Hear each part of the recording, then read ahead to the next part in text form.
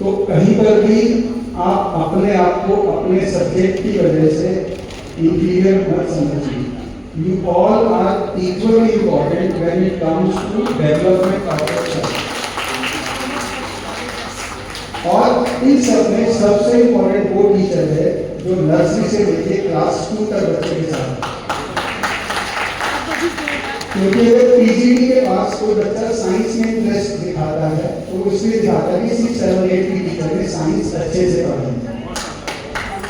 उसके पास तो वो बच्चा आता है जो नीचे से थोड़ा इंटरेस्ट बन चुका होता है, लेकिन इंटरेस्ट क्रिएट कौन करता है? That is created in the middle school. So the most important teacher who are handling all the difficult things are the teachers who are in the primary classes or in the middle school.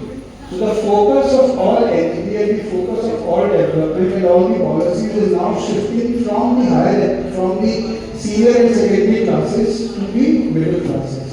आप देखें life skill की बात होती है, mental health की बात होती है, स्किल्स की बात होती है, इवन स्टेम की बात हम करते हैं। 6, 7, 8 के बच्चे ही एग्जीबिशंस पे ज़्यादा जोर होता है, 6, 7, 8 के बच्चे का एक्सकर्जन ज़्यादा होता है, ताकि उसको एक्सपोजर मिले, उसका माइंड सेट थोड़ा बड़ा हो, देखिए और जगह पे क्या हो। जब आप बच्चे को टूर पे लेके जाते हो, आप प्रेफर करते हो कि 7, 8 का बच्चा रहे, ताकि उस बच्चे को पता लगे कि एक्सपोजर क्या है और वो एक इन्फॉर्म चॉइस क्रिएट करे। एनईपी चैप्टर 16 में ये कहता है कि 50% और 100% of learners are going to be exposed to skills in the middle school, ताकि जो आगे जॉब पे जाएं या आगे अपने करियर के लिए कदम बढ़ाएं, they are exposed to different options. अगर आप एनईपी की और बात करें तो एनईपी से gross enrolment ratio. Gross enrolment ratio क्या होता है? कि बच्चा 12th से हायर एजुकेशन की तरफ जा रहा है, उस रेशियो की बात की गई है। विशेष की टारगेट जो है 50% होना चाहिए कि आपका 12th में जो बच्चा पास आउट हो रहा है उसमें से एटलीस्ट 50% बच्चा हायर एजुकेशन में एडमिशन लेना चाहिए। ये एनईपी का टारगेट है। तो आपके हिसाब से फिगर आज की डेट में लगभग कितनी है कि 12th से कितना % बच्चा हायर एजुकेशन में जाता होगा? The max that has been reported over the last 5 years is 28.53%. तो अप्रोक्सीमेटली अगर हायर है तो 30% मान लो। तो 30% बच्चा आज की डेट में 12th पास करता है और हायर एजुकेशन में जाता है। Now look at the reverse side, 70% बच्चा हायर 12th पास करता है लेकिन हायर एजुकेशन में नहीं जाता। वो कहाँ जाता है? अगर एनईपी कहता है कि 50% बच्चा 12th पास करेगा हायर एजुकेशन में जाए तो बाकी 50% कहाँ जाएगा? ये वो बच्चा है जो 16 साल 17 साल में जी तो ये वो बच्चा है जो 16 साल 17 साल में 12th कंप्लीट कर रहा है और एज पर कॉन्स्टिट्यूशन 18 साल में वो शादी के लायक हो गया है और 11 तक से गर्लफ्रेंड भी थी, वो घूमता भी था। अब वो बच्चा जो ये सब काम हो रहे हैं उसके साथ उसकी लाइफ है वो मैच्योर हो रहा है और वो हायर एजुकेशन में नहीं जा रहा तो वही नौकरी करेगा। तो 12th की प्रेजेंट सिचुएशन में उसको नौकरी क्या मिलेगी? He will always get a starting point in the job, he will not. So that is why the exposure is now shifting to workplace skills.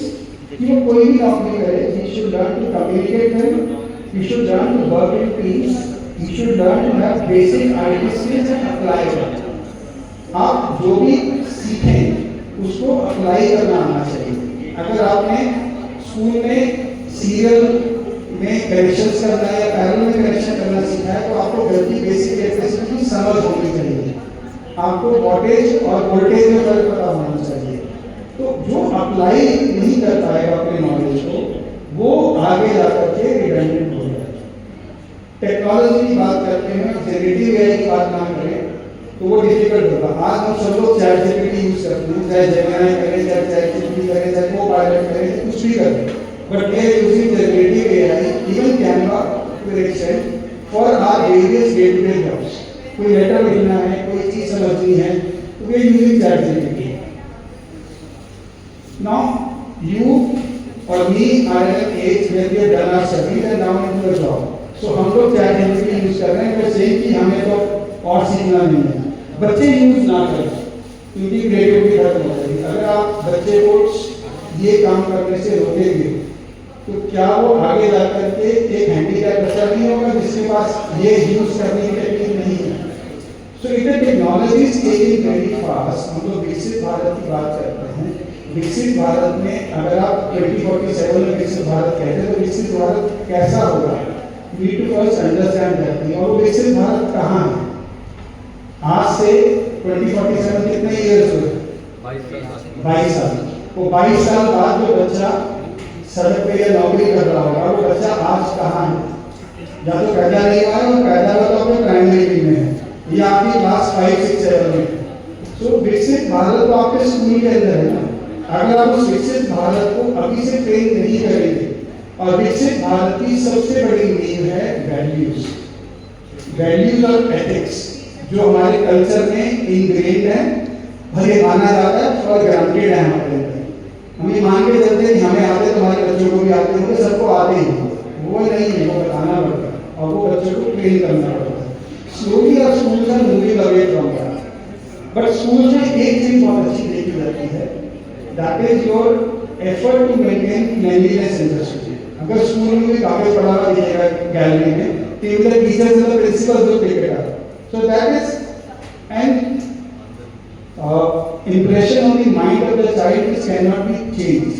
Now, if this child goes into a college or goes into a place where they don't care about litter, so imagine what that child is going to feel and what that child is going to do. तो जो values हम बच्चे को इनग्रेट करते हैं वो school के अंदर ही हो सकती हैं, ऑनलाइन क्लासेस में नहीं हो सकती।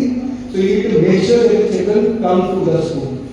They have to be present in the school so that you can influence what they are going to grow and what their values are going to be. I was talking to Dr. Sharma. He said that he has got 16 verticals. जहाँ पे every day is hiring about 75 people. So I told him what is he looking for when he is hiring those 75 people. आप इतने लोग hire करते हो, उसमें देखते क्या? आप उसके academic की डिग्री देखते हो या और कुछ देखते हो? तो सर ये academic की डिग्री तो expected है। एक जॉब के लिए graduation is the minimum qualification, तो उतनी तो एक्सपेक्टेड है। But what we look for is the attitude and not the aptitude. I can build up an aptitude but I can not build change the attitude of the child, because by the time the child has come to him, the child is already 20-21 years old. उस time तक जो उसके दिमाग में और जो उसकी personality में बन चुका है वो चेंज करना आसान नहीं है। The most difficult task is unlearning what you have learn. It is the most difficult task, you can't learn.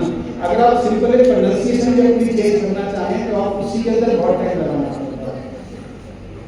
How do you pronounce habit? How do you spell habit? HABIT। ये normal internet का ही है, जो internet HABIT। So if you remove H, what remains? A bit. If you remove A, bit still remains. If you remove B, it still remains. So it's very difficult to remove the habit that is actually formed in you. So that is where primary and pre-primary becomes all the more important. बच्चे की habit नीचे से ही आप properly बनाते हैं, क्योंकि बच्चे के अंदर गलत हैबिट बैठ गई वो हटानी बहुत मुश्किल है। It is very difficult. हमारे अंदर अगर कोई हैबिट है, कोई छोटी सी बात है, उसको I can ask telling me that I am trying to do for the past 5 years is not drink water when I am having a food. So I tried stopping it, table से गिलास हटा दिया, पहली रोटी के बाद पानी पीना शुरू कर दिया, रोटी खानी तो पहले के बाद थी। But I have not been able to get rid of this habit that I should drink water half an hour after the meal and not drink the meal. So it is becoming very difficult for me। और नतीजा आपको देख ही रहे हैं पेट का हाल, तो मुझे jacket डाल के छुपाना पड़ता है मेरा। वो मेरे से पहले मेरा पेट आता है। वो नतीजा और सही से ये प्रोग्राम पेट पहले वो धरने में देते थे, अब मेरी बात में वजन बढ़ गया है। So NEP NCF. So what is coming your way in the next 1 year? अगले 1 साल में NCERT बुक्स मैंडेटरी हो जाएंगी।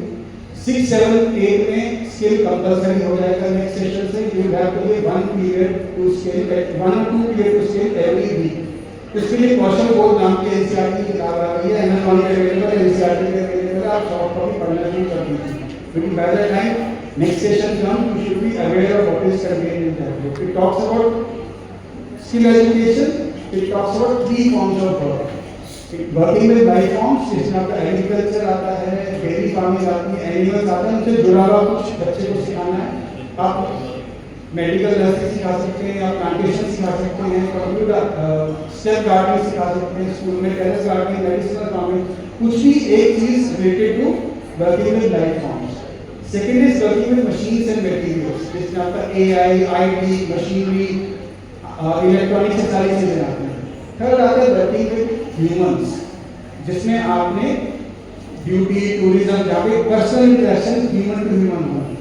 And if you look at it, these are all 3 aspects of any career और any job that you will start. You have, let us say आपको you want to become a chef, okay, so you want to set up your own restaurant.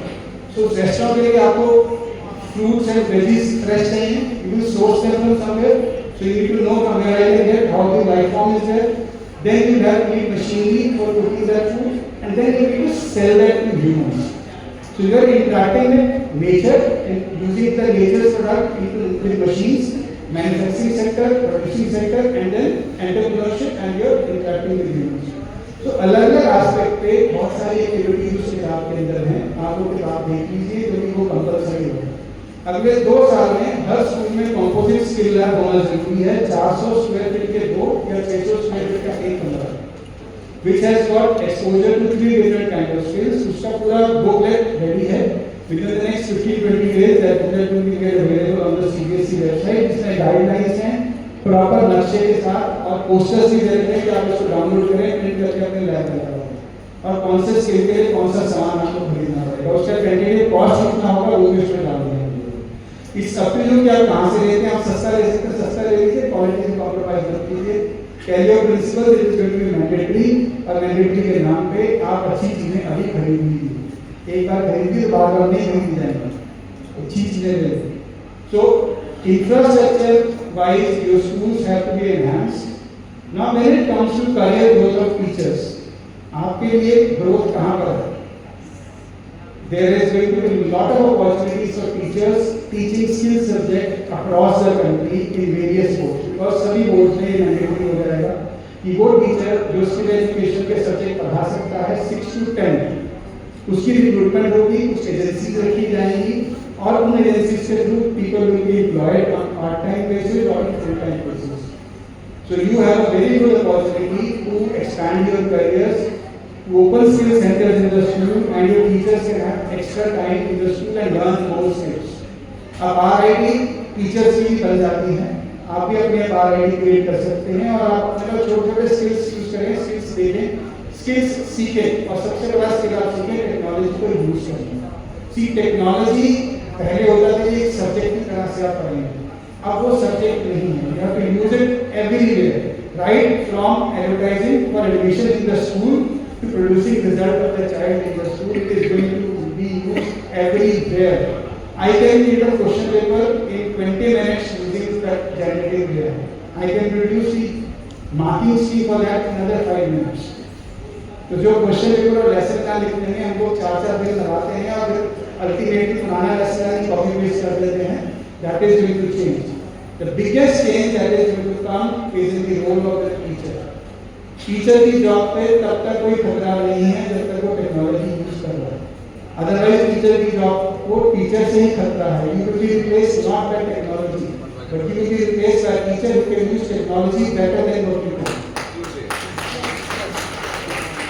So you need to understand your standing, you need to understand your place in the whole ecosystem, and then work around it. देखो, अब आप teacher बन गए हो, अब जिंदगी भर teacher के अलावा कुछ नहीं बन सकते, 40 वर्ष की बच्ची के लिए अब आप कुछ नहीं बन सकते।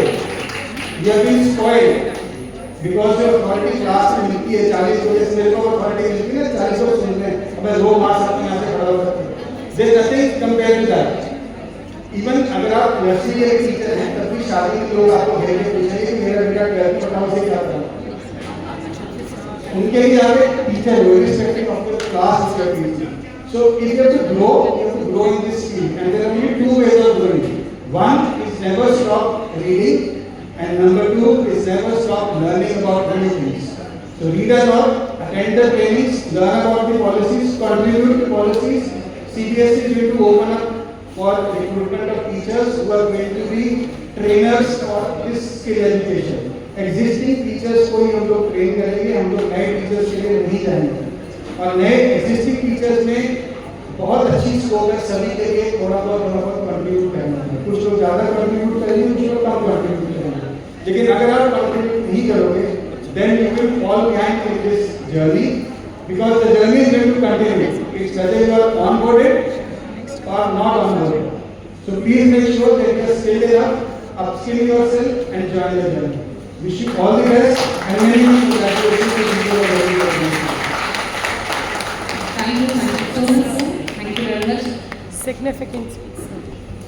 And that was another very powerful message, and one very impactful and powerful message that Sir gave was कि हम लोग को भी लगता है कि with this technology, especially with AI, the teachers are going to late rather. But I coincide with Sir कि जब तक हम इस technology को अपना हिस्सा बना लेंगे, अपने रोज के काम का हिस्सा बना लेंगे, तब तक हम लोगों को कोई तकलीफ नहीं होने वाली. In fact, yes, we are already in the stage. In fact, I am in the stage where I never go